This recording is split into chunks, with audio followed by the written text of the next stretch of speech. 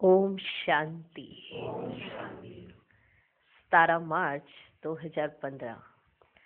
साकार महावाक्य। बाबा कहते मीठे बच्चे, ये अनादि अविनाशी बना बनाया ड्रामा है। इसमें जो सीन पास हुई वह फिर कल के बाद ही रिपीट होगी, इसलिए सदा निश्चिंत रहो। आज का प्रश्न, ये दुनिया अपनी तमो प्रधान स्टेज पर पहुंच गई है, उसकी निशानियां क्या हैं?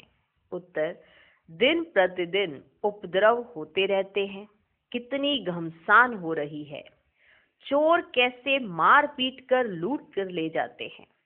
बिना मौसम बरसात पड़ती रहती है। कितना नुकसान हो जाता है। ये सब तमो प्रधानता के चिन्ह हैं।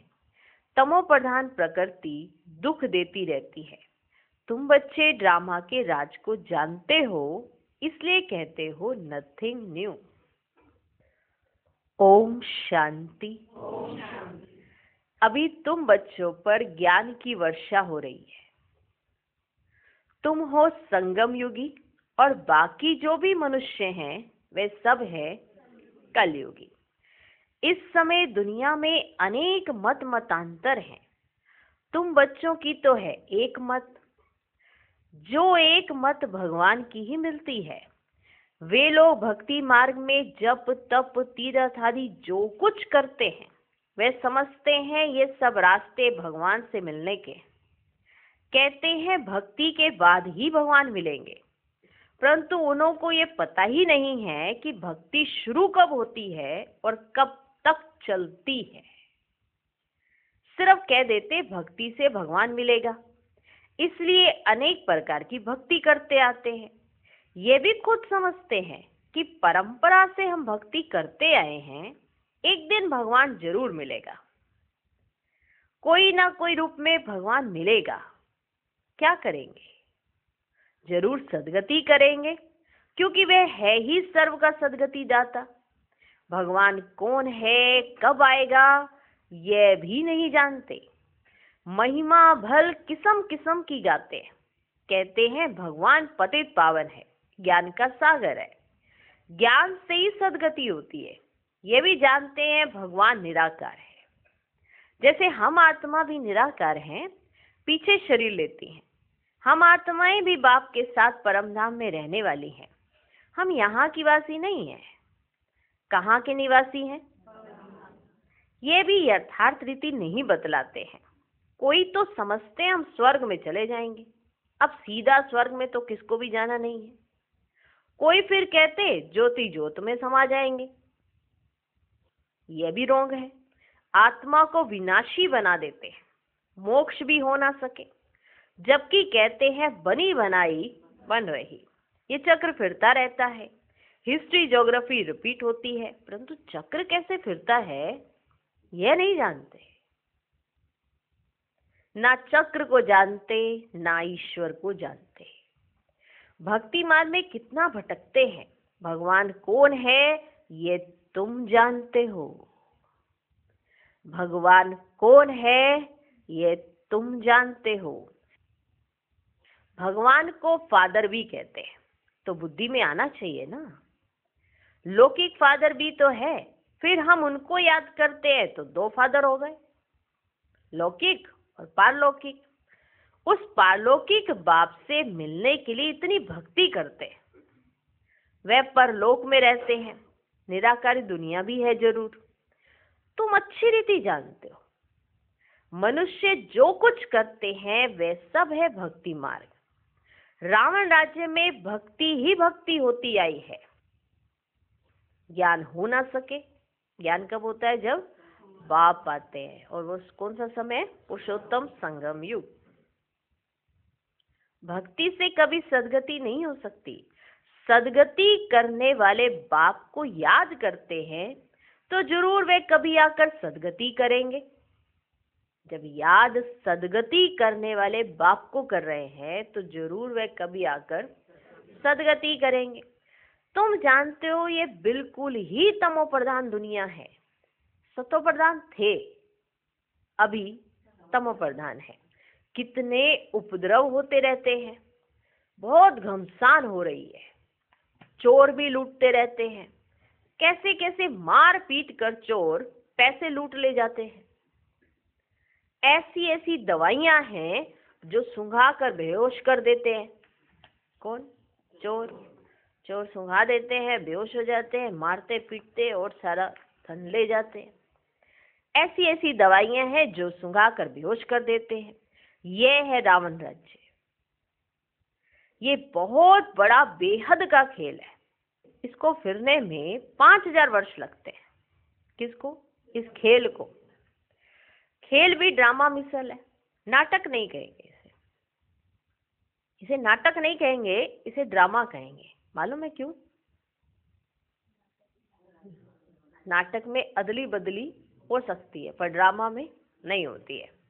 नाटक नहीं कहेंगे, खेल कहेंगे। नाटक में तो समझो कोई एक्टर बीमार पड़ता है तो अदली बदली कर देते हैं। इसमें तो ये बात हो ना सके। ये तो अनादि ड्रामा है ना। समझो कोई बीमार हो पड़ता है तो कहेंगे ऐसे बीमार होने का भी ड्रामा में पार्ट है। समझो कोई बीमार हो गया तो कहेंगे अब ये ड्रामा में बीमार होने का भी पार्ट है। ये अनादि बना बनाया है, ऐसे ही बीमार होंगे अनादि। और किसको तुम ड्रामा कहो तो मूंझ जाएंगे। मान लो कोई बीमार हो गया और को ये ड्रामा है जी, तो ये तो आप ही समझ सकते हो कि बाबा कैसे ये ड्रामा कह रहे हैं कि ये ड्रामा अनादि है, इसमें आप अब कल्प कल्प में बीमार होंगे। तो ये तो आप समझ सकते हैं। किसी और को ड्रामा तो मूंझ जाएंगे। तुम जानते हो ये बेहद का ड्रामा है। कल्प बाद फिर भी यही एक्टर्स होंगे। जैसे अभी बरसात आदि पड़ती है, कल्प बाद फिर भी ऐसी ही पड़ेगी। जैसे कल रात को कितने ओले गिरे हैं ना, तो कल्प के बाद भी फिर ऐसे ही पड़ेगी, यही उपद्रव होंगे। तुम बच्चे जानते हो ज्ञान की बरसात तो सभी पर पड़ नहीं सकती है, लेकिन ये आवाज सभी के कानों तक अवश्य जाएगा कि ज्ञान सागर भगवान आया हुआ है। ये आवाज तो सबके कानों तक चला जाएगा कि ज्ञान सागर भगवान आया हुआ है। तुम्हारा मुख्य है योग। ज्ञान भी तुम सुनते हो, बाकी बरसात तो सारी दुनिया में पड़ती है। तुम्हारे योग से स्थायी शांति हो जाती है। तुम सबको सुनाते हो कि स्वर्ग की स्थापना करने भगवान आया हुआ है। परंतु ऐसे भी बहुत है जो अपने को भगवान ही समझ लेते, अपने को ही भगवान समझ लेते हैं। तो तुमको फिर कौन मानेगा?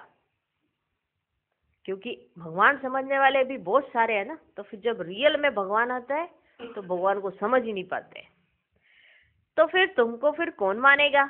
इसलिए बाप समझाते हैं कोटों में कोई निकलेंगे। तुम्हारे में भी नंबरवार जानते हैं कि भगवान बाप आया हुआ है। कई तो ऐसे ही सत्संग में आते हैं। और सत्संग में भी जाना था, ये पड़ोस में अच्छा सत्संग खुला है, चलो मुरली चलती है, मुरली चलती है। कहते मुरली चलती है। घर में भी जा कहते मुरली चलेगी, मुरली चलेगी। अब वो सोचते काट की वो वाली मुरली बजती होगी और सत्संग करते होंगे।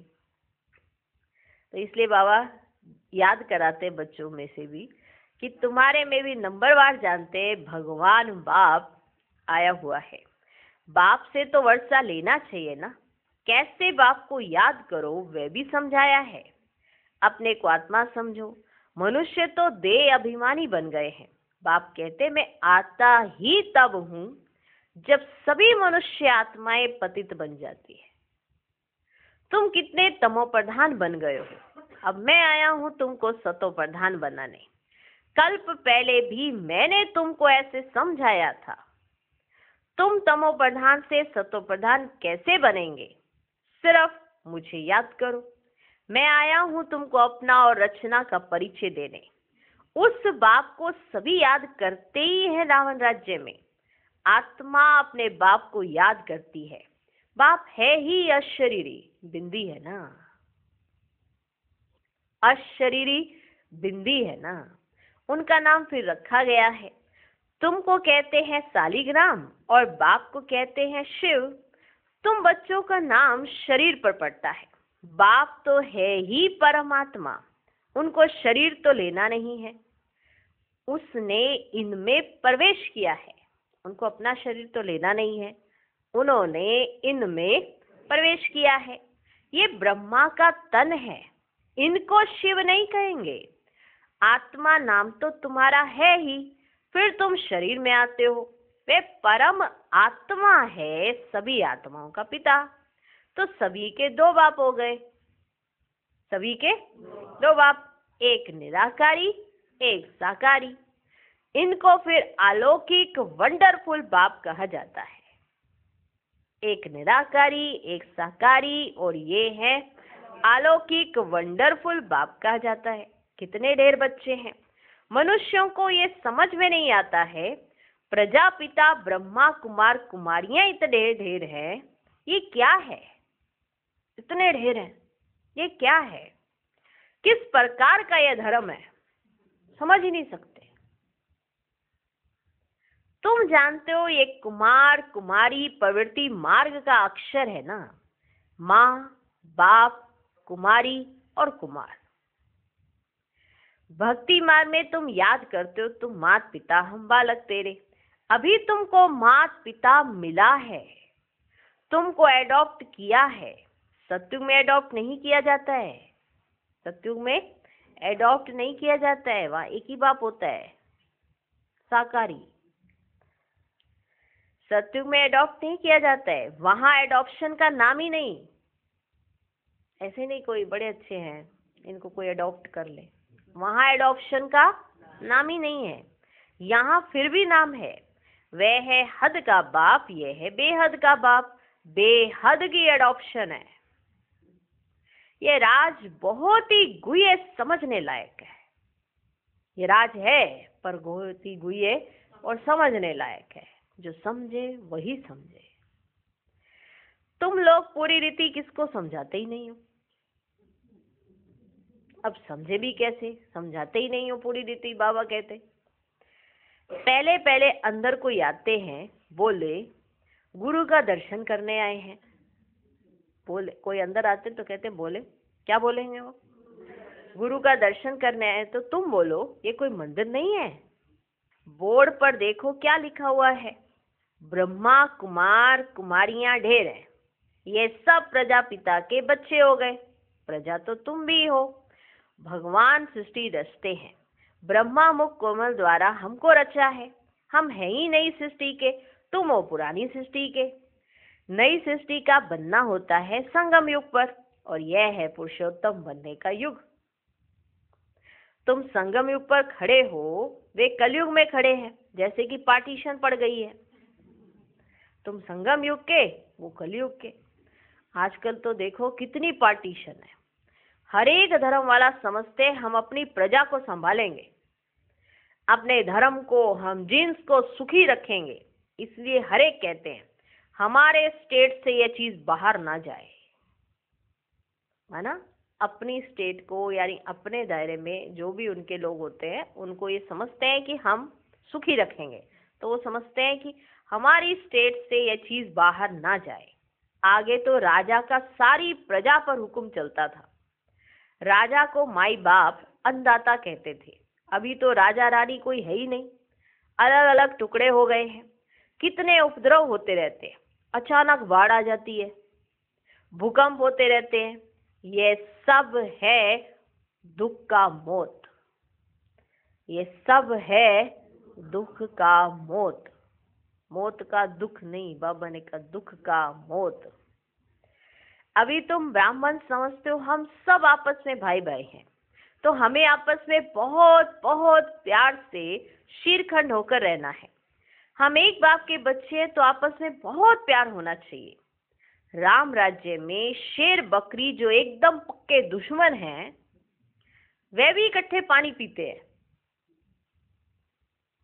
आज के समय में शेर और बकरी जो पक्के एक दूसरे के दुश्मन हैं, तो राम राज्य में एक ही स्थान पर इकट्ठे पानी पीते हैं। यहाँ तो देखो घर घर में कितना झगड़ा है, नेशन नेशन का झगड़ा, आपस में ही फूट पड़ती है, अनेक मतें हैं। अभी तुम जानते हो हम सब ने अनेक बार बाप से वर्षा लिया है और फिर गवाया है, अर्थात रावण पर जीत पाते हैं और फिर हारते हैं। एक बाप की श्रीमत पर हम विश्व के मालिक बन जाते हैं, इसलिए उनको ऊंचते ऊंच भगवान कहा जाता है। सर्व का दुख हरता सुख करता कहा जाता है।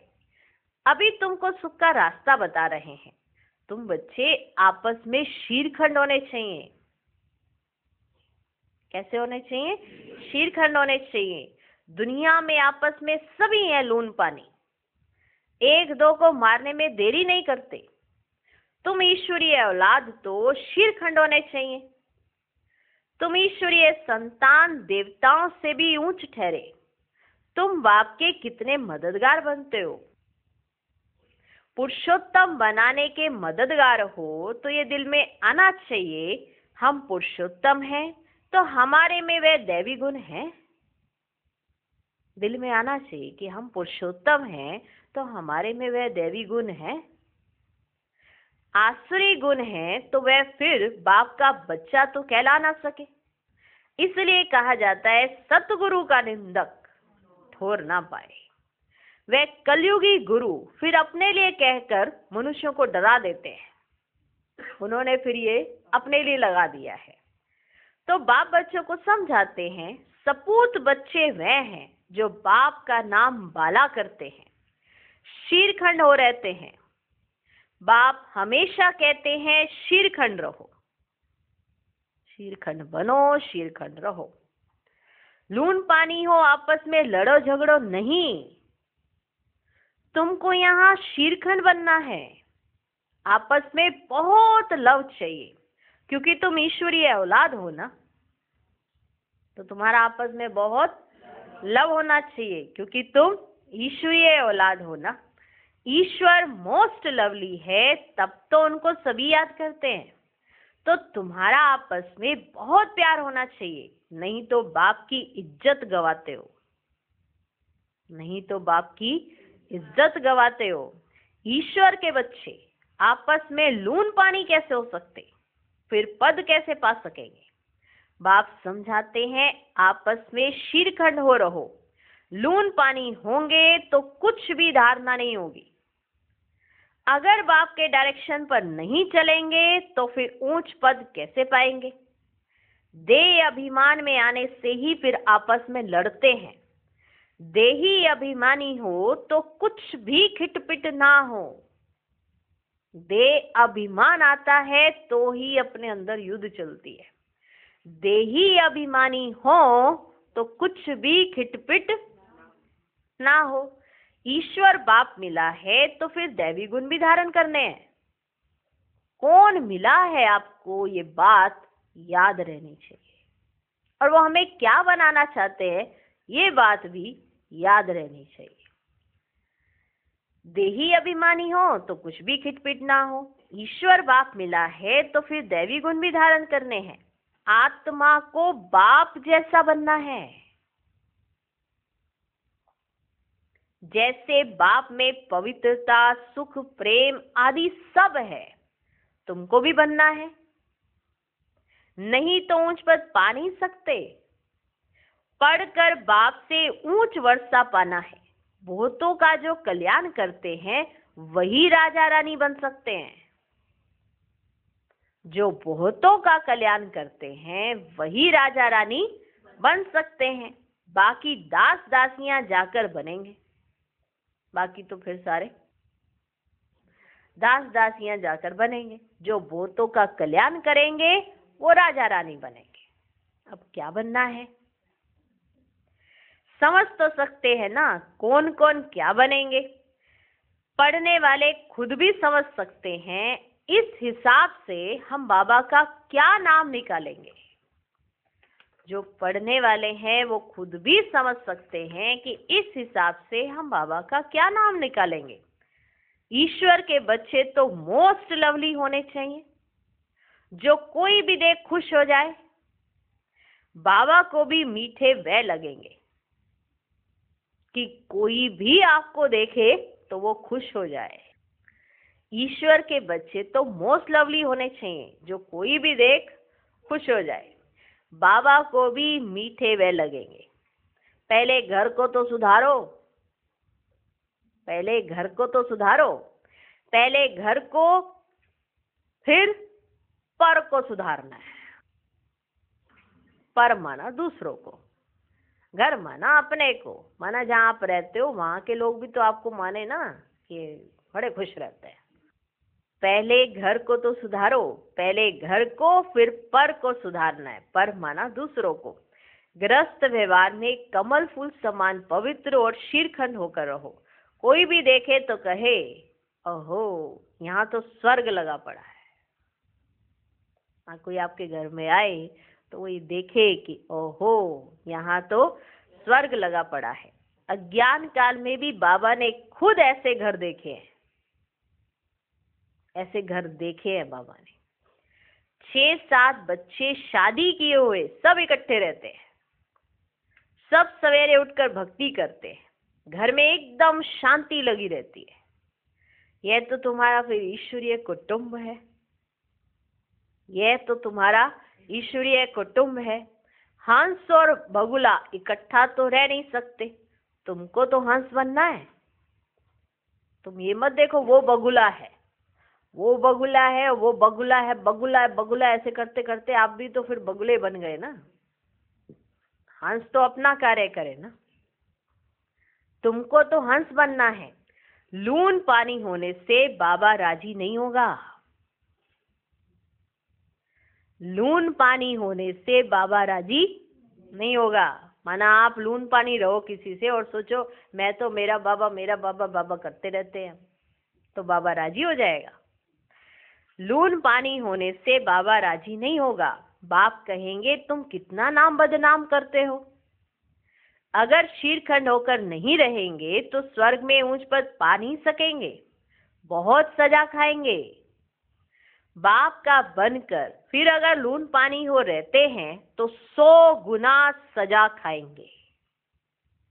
माना बाबा के बन गए और फिर सबसे लून पानी होकर रहते हैं तो वो 100 गुना सजा खाएंगे। फिर तुमको साक्षात्कार भी होते रहेंगे कि हम क्या पद पाएंगे। माना ऐसे जो लून पानी होते रहते हैं, जो आपस में प्यार से नहीं रहते, प्यार से चलते नहीं है, लून पानी रहते हैं, माना लड़ते झगड़ते रहते हैं। आज का विशेष बाबा का यही था कि शीरखंड होकर रहो, लून पानी नहीं होना। दुनिया के हालतें देख रहे हो, वो तो है ही लून पानी। और फिर तुम कौन हो? ईश्वरीय संतान, ईश्वरीय औलाद। ये तुम भी यही करोगे तो फिर दुनिया वाले क्या कहेंगे? इसे बाबा ने कहा बाप का बनकर फिर अगर लून पानी हो रहते हैं तो 100 गुना सजा खाएंगे। फिर तुमको साक्षात्कार भी होते रहेंगे कि हम क्या पद पाएंगे। अच्छा, मीठे मीठे सिकिलधे बच्चों प्रति माता पिता बाप दादा का याद प्यार और गुड मॉर्निंग। रूहानी बाप की रूहानी बच्चों को नमस्ते। हम रूहानी बच्चों की भी रूहानी बाप को नमस्ते नमस्ते नमस्ते। Good morning good morning good morning. देखा कितना प्यार करता है बाबा। वाह बाबा, इतनी बार कोई करेगा आपकी वाह? हाँ, बाबा की भी वाह आपने इतनी बार नहीं की होगी जितनी देर में बाबा ने अपने बच्चों की वाह की होगी। हमें नहीं लगता 1 घंटे तक बाबा ने बच्चों की वाह वाह की, 1 घंटे तक बच्चा कोई ऐसा हो जो बाप की वाह वाह करता हो। नहीं कर सकता। ये बाप ही है, जितनी देर बैठा वाह बच्चे वाह, वाह बच्चे वाह, वाह बच्चे वाह। भगवान ऐसा क्या देख रहा है ये वो जानता है और वो बच्चे जानते हैं जो दिल से बाबा की वाह वाह करते हैं। माना वही ये मैसेज को रिसीव कर पाएंगे, बाकी देखेंगे बाबा ये रिपीटिशन क्यों कर रहे, वाह वाह वाह। मूंझने वाले ज्यादा मिल जाएंगे। महसूस करने वाली आत्माएं बहुत थोड़ी होती है जो ये महसूस कर सके कि आज के समय में भगवान क्या देखना चाह रहा है और क्या देख रहा है, किसकी तलाश में है, किसको ढूंढ रहा है और किसकी वाहवाही कर रहा है। तो वो महसूस करने के लिए भी आत्मा को उस स्थिति में स्थित होना पड़ेगा कि बाप तुम्हारी वाह वाह क्यों गा रहा है, क्या तुम आत्मा इतनी वाह वाह भगवान की गाती हो, भगवान की गा सकती हो। भगवान सामने से बैठकर 1 घंटे तक 1.5 घंटे तक तुम्हारी वाह वाह गाता रहा, तो सोचो सोचो, साकार में संगम युग पर उन्हें डायरेक्ट ये पार्ट बजाया है, क्या हम बच्चे इनडायरेक्ट भी इतना पार्ट बजा पाएंगे कि उसकी वाह वाह कर सकें?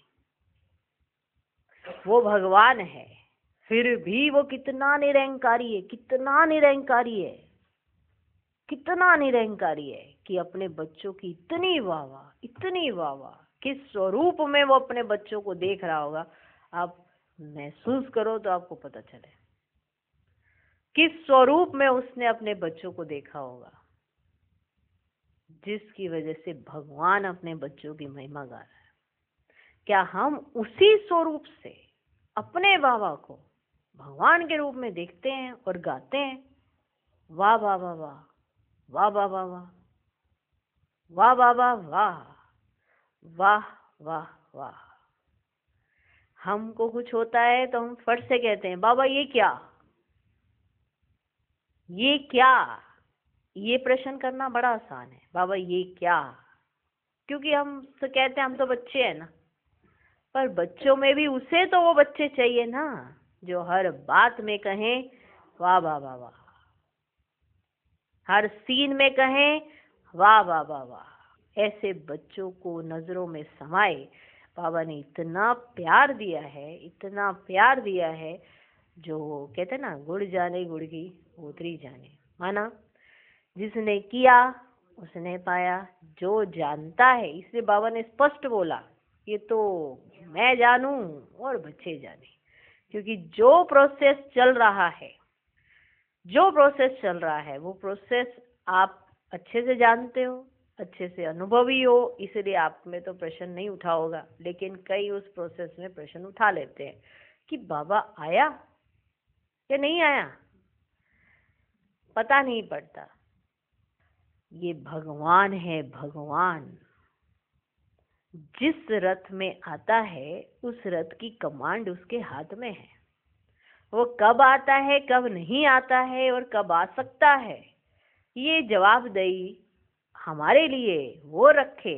ये जरूरी नहीं है कि हमको वो बताए कि आप कब आए, कौन सी टाइमिंग में आ गए, कि जब गुलजार दादी आके बैठे तब आए, या गुलजार दादी कमरे से ही आए थे तभी आप आ गए थे। आप आए कब, आप बैठे कब, आप चले कब, आपने देखा कब और आप गए कब, या आप साथ ही रहते हो। तो ये सारे कार्य भगवान है, वो भगवान, ये वही जाने और ना जाने कोई, और ना ही कोई उसको जान सकता है। बस इतना समझें कि जो वो है, जैसा है, हम उतना ही जानते हैं जितना बाबा ने हमें बताया है, बाकी और हम नहीं जानते हैं। इसीलिए तो कहेंगे ना, ओ प्रभु तेरी लीला अपरंपार है, इसे ना जाने कोई। क्योंकि जितना उसे जानने की कोशिश करते हैं उससे पीछे भी कुछ और राज है, फिर कोई और जानने की कोशिश करता है तो फिर उसके पीछे भी कई राज है। भगवान तो इतना गुह्य सूक्ष्म है, वो हम तब तक जान पा रहे हैं जब हम संगम पर उसके साथ बैठे। जब हम अपने घर चले जाएंगे तो क्या हम भगवान को जानते होंगे? हम उसको जानने के लिए कितनी मेहनत करेंगे, कितनी भक्ति करेंगे, फिर भी हम उसे जान नहीं पाएंगे जब तक वो हमें अपने बारे में बताएगा नहीं। तो जितना वो बताते हैं उतना हम जानते हैं, बाकी सब दुनिया की रूपरेखा भगवान कैसे चलाते हैं, क्या करते हैं, ये तो ना आप जानते ना हम जानते। जितना हमें बताया उतना मुर्नियों से हम जानते हैं। इसीलिए प्रश्न नहीं उठना चाहिए क्या क्यों नहीं, जो है यही अर्थार्थ है और यही सत्य है, ऐसा निश्चय बुद्धि बच्चा विजयंती होता है। ना उसे अंत में प्रश्न उठेगा ना उसे शुरुआत में कि ये कैसा प्रोसेस है, उठ ही नहीं सकता। ना उठना चाहिए, ना उठने देना, क्योंकि आप बच्चे हो, भगवान जितना दिखा रहा है उतना ही देख सकते हो। जितना नहीं दिखा रहा उतना देखना भी चाहोगे तो भी देख नहीं पाओगे।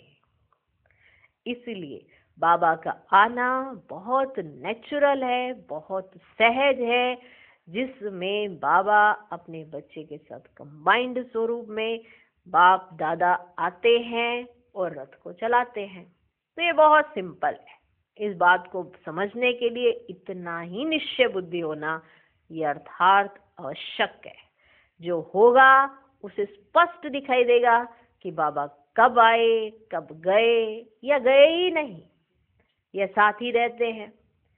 तो ये सारा कार्य, ये सारा प्रोसेस भगवान के हाथ में है। भगवान का कार्य भगवान जानते हैं। हम बस इतना जाने कि भगवान ने आकर हमें कहा क्या। प्रश्न नहीं उठाएं कि ये कैसी, अरे आवाज चेंज होगी, अरे आवाज नहीं चेंज होगी, ये कैसे प्रश्न है। आपको क्या वाइब्रेशन नहीं आते? आपके पास बैठे हुए परम पिता परमात्मा के वाइब्रेशन नहीं आ रहे? आवाज तक केंद्रित है, कल को आवाज बदले ही नहीं तो क्या करेंगे? भगवान ही नहीं है क्या?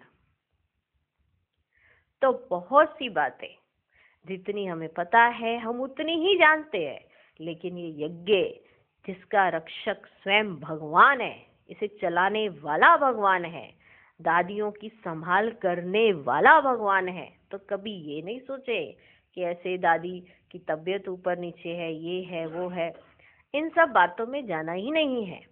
बाबा ने जो हम बच्चों को कहा, हमने वो सुना या नहीं सुना? हमें वो सुनना है। भगवान ने जो अपने बच्चों पर प्यार लुटाया, क्या वो प्यार लिया? हमें वो प्यार लेना है। बाबा ने कितनी बार अपने बच्चों की वाहवाही की, हमें उस वाहवाही के लायक बनना है, हमें वो करना है। क्या हमने वो किया? अगर नहीं किया है तो आज से करना शुरू कर दे। प्रश्न उठाना बंद करें और बनना शुरू करें, क्योंकि ये भगवान का प्रोसेस है, भगवान का कार्य है। इसमें प्रश्न उठाकर अपने लिए क्वेश्चन मार्क रखकर अपने पुरुषार्थ में रोड़ा मत डालें, क्योंकि ये भगवान का कार्य है। बाप दादा आते हैं और वो कोई साधारण आत्माएं नहीं है, अथॉरिटी है, अथॉरिटी। और अथॉरिटी हमारे बीच में आकर हम बच्चों की वाहवाही करती है। इस बात का शुक्रिया हमें बार बार करना चाहिए। जितनी बार बाबा ने किया तो हम चेक करें, क्या इतनी बार हमने कभी किया है कि वाह वाह वाह वाह दिल से निकले, वाह वाह वाह वाह। बाबा ने बार बार कहा, वाह बच्चे वाह। तो इतना प्यार बाबा ने दिया, उस प्यार का रिटर्न यही है कि कभी कोई प्रश्न मत उठाएं। हर कार्य बाबा की श्रीमत परमान, बाबा के डायरेक्शन परमान हो रहा है, चल रहा है, आगे भी यज्ञ में चलता रहेगा। कोई भी प्रश्न मत उठाए कि ये ऐसा क्यों, ये ऐसा क्यों, ऐसा नहीं होना चाहिए, ऐसा कैसे हो गया। ये भगवान का कार्य है, भगवान चला रहे हैं। इसलिए सदा इसी खुशी में कि मुझे बाबा ने क्या कहा वो समझे, और इतना प्यार रिसीव करने के लिए प्यार का स्वरूप धारण करें, तो ही बाबा का प्यार ले सकते हैं, तो भी रिसीव कर सकते हैं ना, ऐसे तो रिसीव नहीं कर सकते।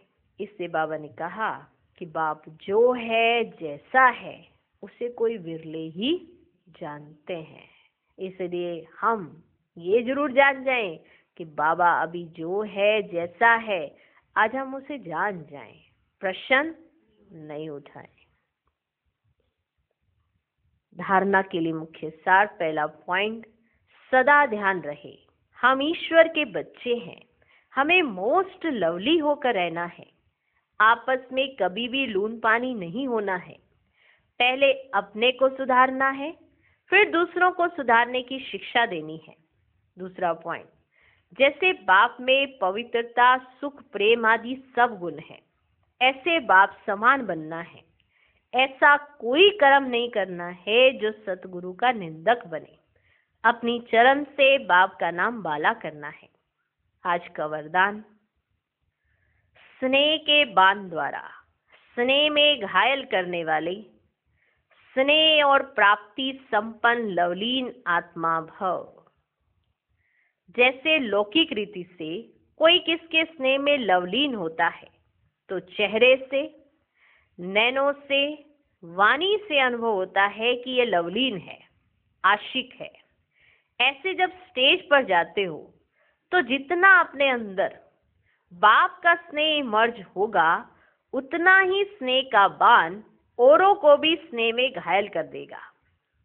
भाषण की लिंक सोचना, पॉइंट दोहराना ये स्वरूप नहीं हो। स्नेह और प्राप्ति का संपन्न स्वरूप लवलीन स्वरूप हो। अथॉरिटी होकर बोलने से उसका प्रभाव पड़ता है। आज का स्लोगन, संपूर्णता द्वारा समाप्ति के समय को समीप लाओ। ओम शांति।